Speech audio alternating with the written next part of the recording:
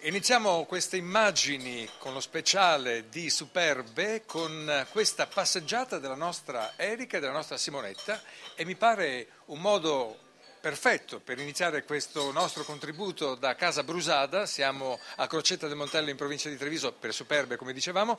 Sono accanto a Fulvio Pettenà, presidente del Consiglio provinciale di Treviso. Benvenuto Presidente, buona serata innanzitutto, e al secondo appuntamento con Superbe, non tiriamo già le somme, però abbiamo già il polso della situazione, ancora una volta, di questa ristorazione trevigiana.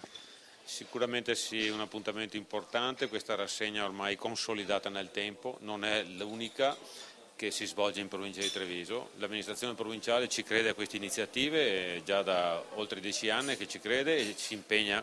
Decisamente. Presidente, io la lascio perché so che l'ho rubata tra un secondo e un dessert, quindi la lascio, però vedo che sta per arrivare il nostro Marco Pincin, che vado a raggiungere.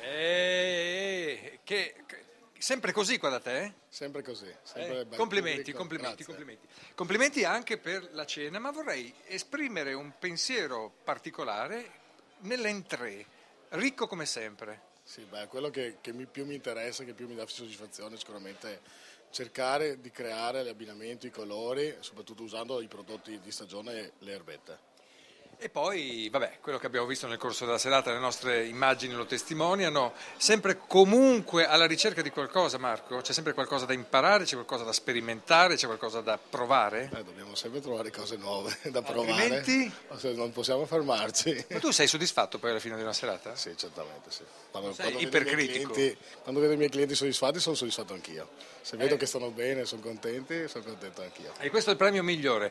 Allora, noi ci fermiamo qui con questo speciale di Verde a Nord-Est per Superbe 2009. Lo ricordo, eravamo in compagnia di Casa Brusada a Crocetta del Montello, da dove vi salutiamo Marco, salutiamo anche la signora Nives, che poi andremo ad inquadrare, e noi vi diamo appuntamento fra 7 giorni, stessa ora, stessa emittente, sempre qui per lo speciale con Superbe 2009.